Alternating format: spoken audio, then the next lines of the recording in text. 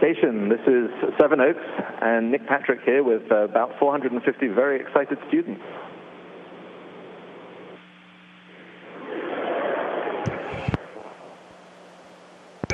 Hi, Nick. Hope you're doing well out there, and we look forward to talking to all the students, and welcome on board the International Space Station. Thank you very much, Scott. It looks like you're all having a lot of fun up there. I wish I was with you, as I think there's everybody down here. We have many students who've got great questions for you. If there's anything you'd like to start with first, though, we'd love to hear a little bit about what your day has been like up on station.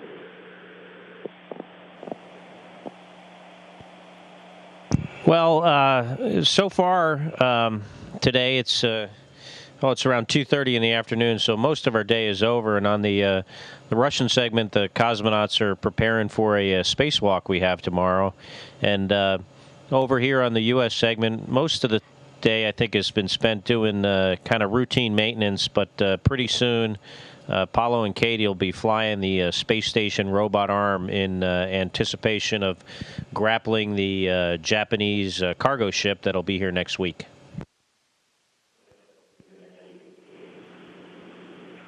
It sounds like things are busy and very interesting. Could you take a minute to introduce to us each of the crew members behind you and beside you, Scott? Yeah, to my right is Sasha Kaleri, and to my left, Oleg Skripochka. And we came up here on the 24 Soyuz and got here in October. And this is Oleg's first flight and Sasha's fifth flight, I believe. And during this time, I think he'll go over 2 years in space. Not yet, but he's soon. 700 days. Yeah, soon, 700 days. And behind me to my right is Paolo Nespoli. He's an ESA astronaut, and this is his second flight. Dmitry Kondratyev. Behind me is the commander of 25 Soyuz, and they, all three of them, including Cady Coleman, got up here about a month ago, and Cady is a American astronaut, and this is her third flight into space. It's good to see you all looking so very well. I think with that, we have many eager students who have questions for you, so we'll pass the mic around down here, and I'll hand over to them. Hi, my name is Edmund Borted. I'm 17 years old, and this is a question for Scott.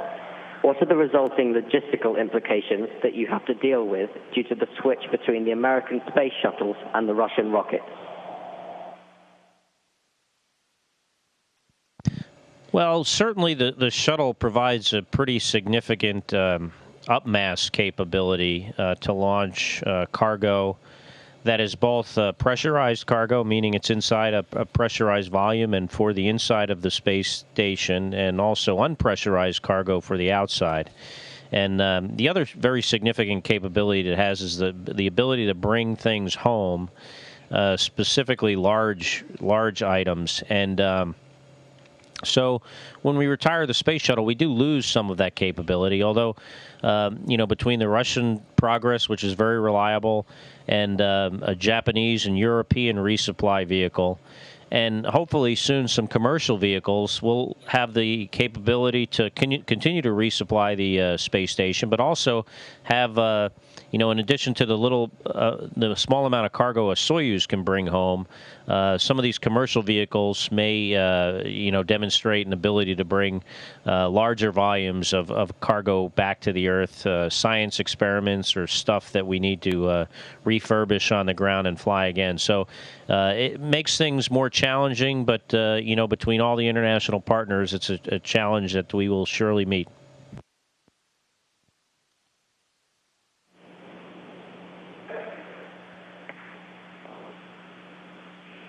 Hi, my name is Victoria Robson and I'm 11 years old.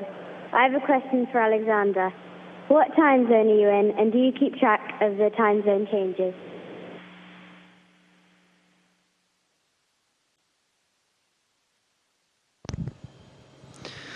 You see, it's a difficult problem because participants of ISS project locates from Japan to the United States.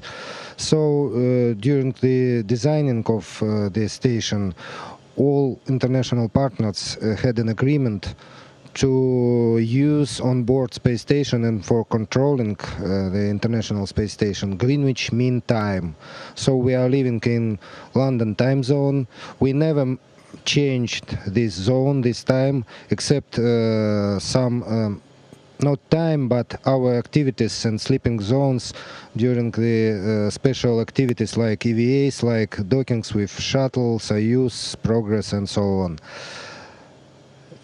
And we never changed the time even in winter or summer seasons.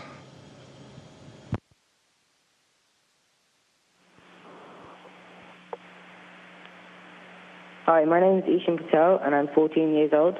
I have a question for Oleg. How do you keep enough air for 8 months and where do you store it?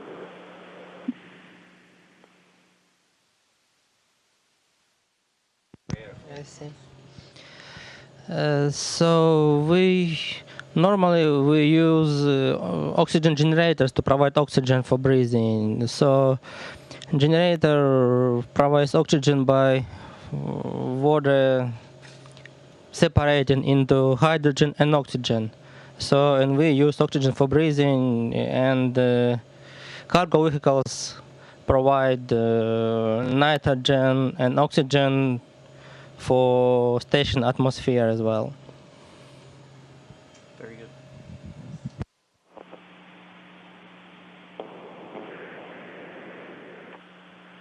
Hello, my name is Nicholas McCarthy. I'm 14 years old, and my question is for Cady. Which way is up or down on the space station?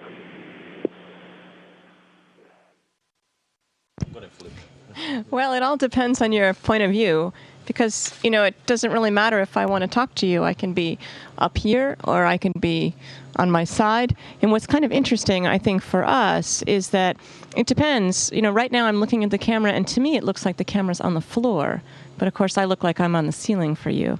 So we adjust our meaning of up or down depending on what we want to work on and what are the most convenient places to hang on or be in a good position to do that work. It's pretty fun.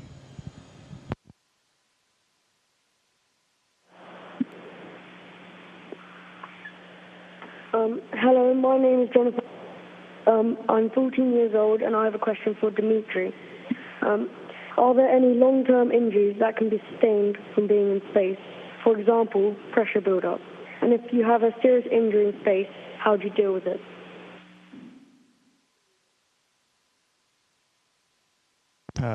Yes, we are all humans, and we can be injured or get sick here on the station. And but we need to stay here to provide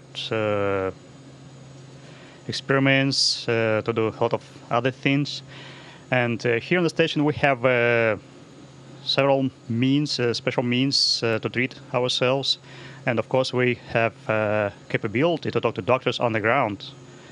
And if someone has a serious injury, so we have a space vehicle to get us to the ground, but it's the worst case scenario, and we hope it won't happen with us.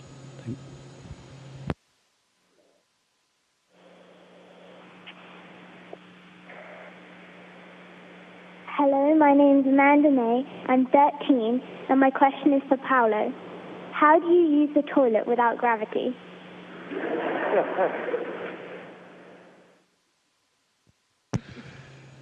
Yes, Amanda, yes. We are human after all, and we need to use it to eat and to use the toilet. Well, we use the toilet in the same way we use it on the ground. We sit on it. But the problem there, it's a technical problem, is that here without gravity, things tend to float around. So we have, the toilet is a special one that has some kind of electrical suction, or there is a fan in there. They kind of draw the things inside and keeps them inside, things that you don't want to be floating around around you.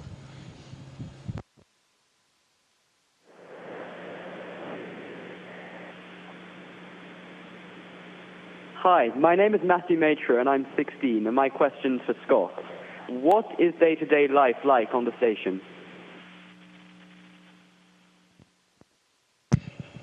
Well, it's all the days are different. We're very busy here, so we generally get up around 6 in the morning, and I try to go to sleep, sometimes between 10 and 11 o'clock at night. And, most days are spent probably doing, one of three things, either scientific experiments, and we have over 130 of them operating on board the space station during this increment, or kind of general maintenance activities you have to do just on a weekly or monthly basis, kind of like housekeeping or taking care of your living environment and the equipment on board. And the other major activity we do is we fix things when things break, and they inevitably do, but we're prepared to fix them. And the other thing we spend a lot of time doing is exercise. We have various different types of exercise equipment, and we spend upwards of 2 hours a day doing exercise, and we have to do that practically every day to avoid the negative effects on our bodies of microgravity.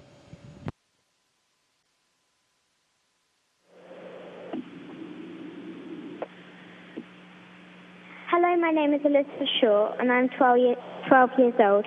My question is for Alexander. In 10 years' time, what do you think we will do in space that we do on Earth today?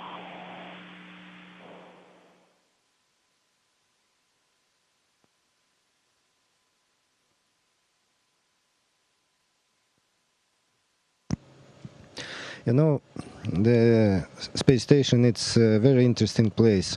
We are living and working here, and it looks like a big house. Maybe, I don't know, it's very similar to the Earth, maybe in polar areas, sea, Arctic or Antarctic. Here we have email, for example. We can use IP phone, and we can ring out to anybody on the Earth who has a phone. So phone calls are not a problem for us. We can watch movie, we can see some TV translations, and so on. Of course, we don't need, say, cell phones here, because it's much easier to find out somebody visually and not looking him by cell phone, and so on. So I think that now we use in our living here and working, we can use many of decisions on the ground, and I think that it will be the same situation maybe in 10 years in time. It's my opinion. But if we'll have to utilize the space station, maybe not ISS, but a different station for another purposes, say not preferably for working, but maybe for vacation or for something else, for relaxation, for maybe tourism and so on. So they will have some other possibilities for comfortable life and so on. So, but I think it's possible to use the achievements and some things from the ground here. It's not a real technical problem.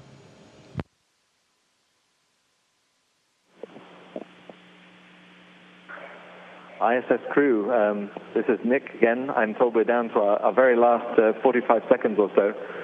So thank you very much from all of us here at Sevenoaks, Alexander, Scott, Oleg, Paolo, Dima, and Cady, for taking time out of your busy day to answer our questions. It's really been a wonderful event. Thank you.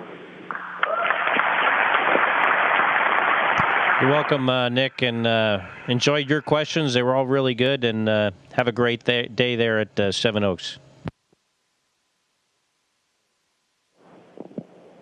До свидания.